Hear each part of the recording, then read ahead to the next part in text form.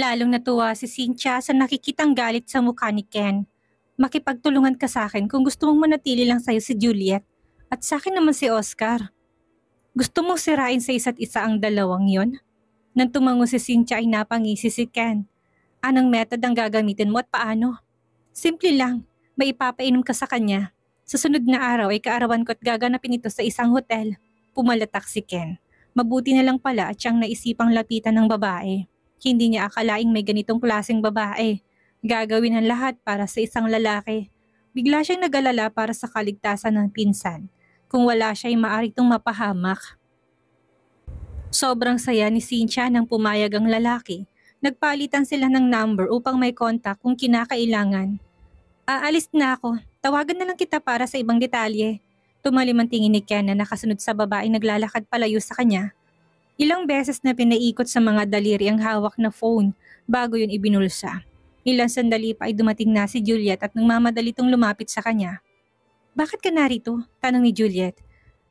Pinagbawalan ka na ba ng lalaking yun na lumapit sa akin? Sarkastiko niyang tanong din sa pinsan.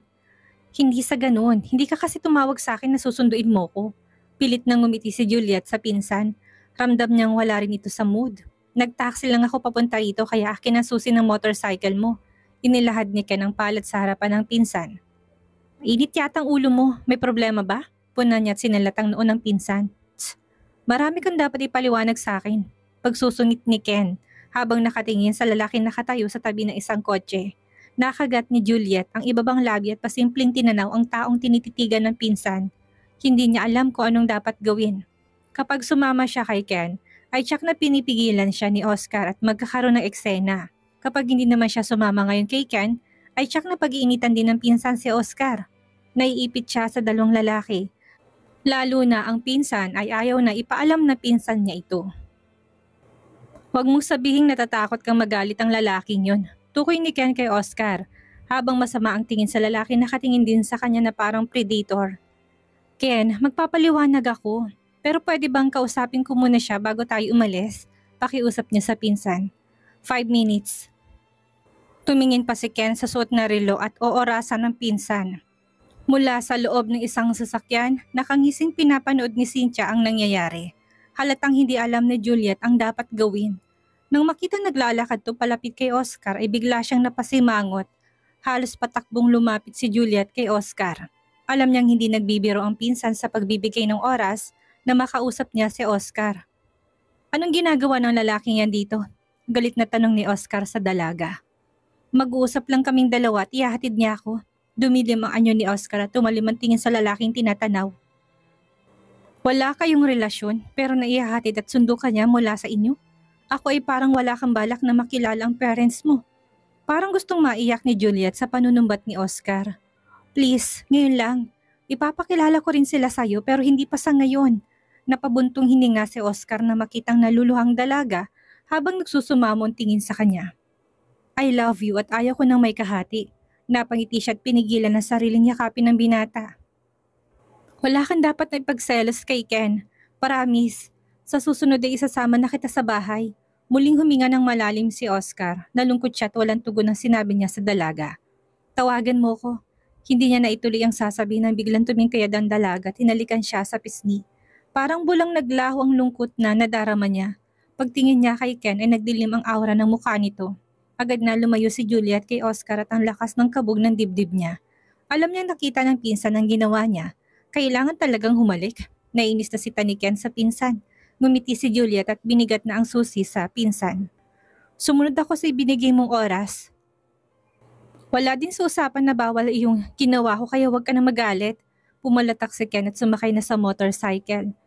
Bago isinuot ang helmet ay pinukol niya nang iinggit na tingin si Oscar. Tinaas pa niya ang susi ng motor habang nakangisi. Hinampas ni Juliet sa balikat ang pinsan bago sinuot na rin ang helmet. Sadyang dala niya palaging extra helmet dahil minsan isumasakay sa kanya si Gigi. Pagkapasok ni Oscar sa kotse ay pabagsak niyang isinara ang pinto. Gusto niyang sundan sana ang dalawa, ngunit ayaw naman niyang isipin ng dalaga na wala siyang tiwala dito. Isa pa hindi pa official ang relasyon nila ng dalaga. Papaanda rin na sana niya ang sasakyan nang biglang tumunog ang cellphone niya. Nang makita kung sinong caller ay kaagad niyang sinagot. Hello, Iho. Imbitahan sana kitang dito mag-dinner sa bahay at ipapakilala na rin kita sa anak ko. Tinig ng ginang mula sa kabilang linya. Napakamot si Oscar sa ulo kahit na hindi naman makatiyon. Hindi niya alam ang isasagot sa ginang. Natandaan kung gusto mong pagkain at nagluto ako. Dugtong pa ng ginang at baka sa tinig nito ang tuwa. Lalo lamang hindi niya matanggihan ang paanyaya ng ginang at nakakapagod na ito para sa kanya. Sino ba siya para tanggihan ang paanyaya ng asawa ng kanyang kasosyo sa negosyo? Saka na niya problemahin ang anak nito. Mas nakakabuti ngang makilala niyang anak nito at makausap upang tulungan siyang ipaintindi sa parents nito na hindi silang nakalaan para sa isa't isa. Mabilis niyang natanggap ang location na ipinadala ng ginang papunta sa bahay ng mga ito. Tansya niya ay mahigit 30 minutes din ang gugugulin niya sa biyahe kung hindi maiipit sa traffic. Doon na siya dumiretso.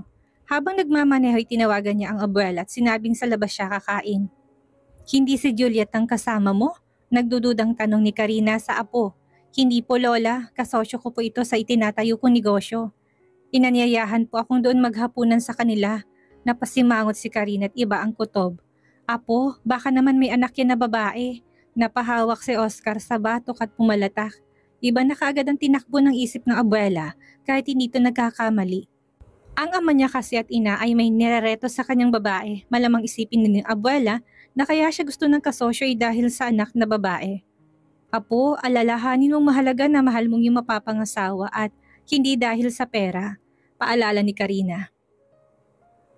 Opo lola, wag po kayong mag-alala at ang anghel mo lang ang gusto kong pakasalan. Nakangiti niyang sagot sa abuela kahit hindi siya nakikita. Parang kiniliti ang puso ni Karina ng tuwa sa sagot ng apo. Mag-ingat ka sa pagmamaneho. Lola, tawagan mo po si Juliet. Naisip niyang kasabwatin na naman ang abuela. Natatawang napailing si Karina matapos marinig ang paliwanag ng apo. Kahit ginagamit siya nito ay ayos lang, basta para sa ikakasaya nito at ng babaeng gusto niya para sa apo. Napatingin si Ken sa pinsan nang tumunog ang cellphone nito. Tumatawag si Lola. Sagutin ko lang. Paalam ni Juliet sa pinsan. Naroon kasi sila sa Starbucks at hindi pa sila tapos mag-usap. Naasar na humigop na lamang ng kape si Ken. Tsak na ginagamit na naman ni Oscar ang abuela nito upang hindi niya makasama na matagal ang pinsan. Kung alam lang nito ang tunay na relasyon niya kay Juliet ay babawiin niya talaga ang lalaki. Lola, ano problema? Umiiyak ka ba? Nag-aalalang tanong ni Juliet sa matanda nang marinig ang garalgal nitong tinig. Apo, maaari ka bang pumunta dito ngayon? Nalulungkot ako at walang makasama sa hapunan. Po, nasan po si Oscar? Tumawag siya tang sabi sa labas siya kakain kasama ang mag-asawang kasosyo niya sa negosyo. Tsak na ipapakilala nilang anak na babae sa apo ko. At, Lola, wait, huwag po kayong mag-isip ng ganyan. Nainis man kay Oscar ay pinagtanggol niya pa rin sa matanda. Huwag po kayong mag-overthink at nakakasama sa inyo. Hindi ko maiwasan iha, lalo na't mag-isa lang ako. Si Tanta niabala sa callmate niya. Pinalungkot pa ni Karina ang kanyang tinig. Napabuntong hininga si Juliet pagkatingin sa pinsan. Ang sama na naman ang tingin nito sa kanya. Pupunta po ako ngayon Lola upang samahan kang maghapunan. Napailing na lamang si Ken nang marinig ang sinabi ng pinsan. Sa sunod na pagkikita nila ni Oscar ay bibigyan niya talaga ito ng isang suntok sa mukha. Sobrang abuso na sa pagmamahal ng kanyang pinsan. Nang maalala si Cynthia na pagtanto niyang hindi pa talaga siya maaring ipaubayan ng tuluyan ng pinsan sa mga kamay ni Oscar. Napatingala si Oscar mula sa labas ng mataas na gate matapos matingnan ng location ng lugar na pinuntahan. Lampas tawang taas ng gate at hindi nakikita ang loob ng malaking bahay. Pero nakikita niya ang taas ng bahay mula sa labas.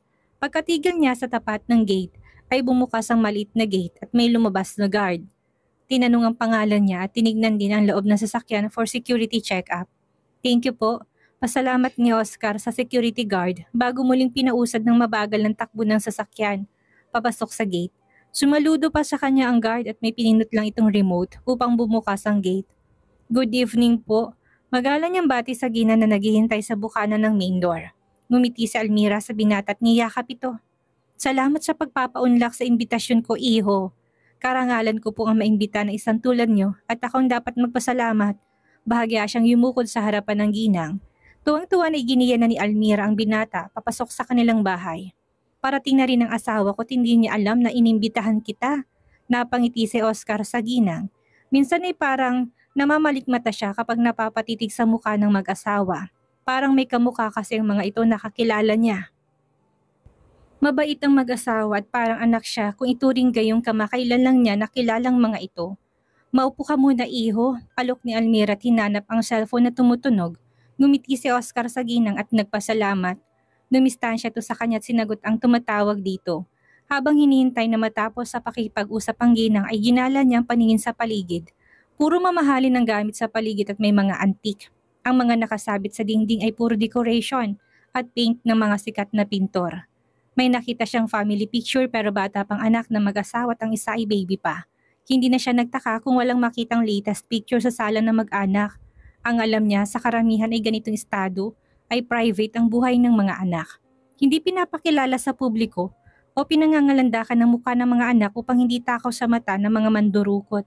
Napabalik ang tingin niya sa ginang nang lumapit sa kanya at mukhang malungkot. Iho, pasensya na pero hindi pala natin makakasalo sa hapunan ng dalaga kong anak. Okay lang po, may ibang araw pa naman. Ngumiti siya sa ginang upang hindi na malungkot at mahiya sa kanya. Alam niya kasi ang pinaka-reason ng paanyaya nito sa kanya ay upang makilala niyang anak nito. Oh, ipapakilala ko palang bunso kong anak sa'yo. Napatingin si Oscar sa batang pababa ng hagdan kasamang isang katulong. Tansya niya ay nasa 9 na ang batang lalaki. Zeus anak, meet your kuya Oscar. Sinalubong pa ni Almira sa paanan ng hagdan ng anak at inakay ito palapit kay Oscar. Bumati si Oscar sa bata at napatitig sa mukha nito. Bata pa lang pero malakas na ang aura ng pagkalalaki nito. Mukhang matipid ding magsalita at hindi man lang ngumiti sa kanya. Pagpasensyahan mo ng anak ko at manas ama niyang masungit. Pero ang anak kong babae ay mabait at tsak na makakapalagayan mo ng loob.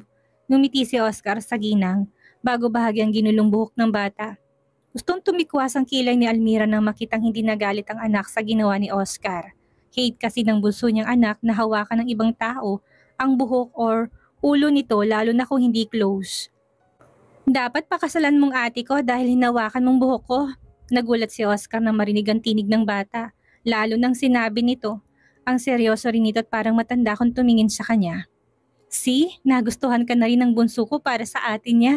Tuwang-tuwa pang pumapalakpak si Almira. Napakamot sa ulo si Oscar kahit hindi naman yun makati. Paano pa kaya kapag dumating ang padre di pamilya? Baka hindi na siya makalabas ng bahay ng binata. Naipilig ni Oscar ang ulot kung ano pa mang kalokohang pumapasok sa isipan niya. Itatanong niya sana sa bata kung anong pangalan ng kapatid nito, ngunit biglang dumating ang ama nito. Daddy! Patakbong lumapit si Jesus sa ama. Mabilis na binuhat ni Samuel ang anak, kahit malaki na ito'y parang baby pa rin niya. Mamas boy ito pero sa kanya lang nagpapakarga. Pagtingin niya sa lalaking kausap ng asawa ay nanlaki ang mga mata niya. Mabilis na iginala niyang tingin sa paligid at hinanap ang isa pa niyang anak. Honey, inanyayahan ko si Oscar na dito mag-dinner. Masiglang lumapit si Almira sa asawa at humalik sa pisngi nito. Good evening po sir. Magalang na bati ni Oscar sa ginoo at nilahad ang kanang kamay nito upang makipag-shake hand. Kamusta iho? Pasensya na't mukhang nagulat ang reaksyon ko pagkakita sa'yo. Hindi kasi nasabi sa akin ng wife ko na darating ka ngayon. Okay lang po, hinahangaan ko pong inyong family. Hindi napigilan ni Oscar na isatinig ang laman ng isipan. Ngumiti si Samuel sa binata at hindi pinakitang naawa siya rito. Alam niyang uhaw sa pagmamahal ng mga magulang ang binata.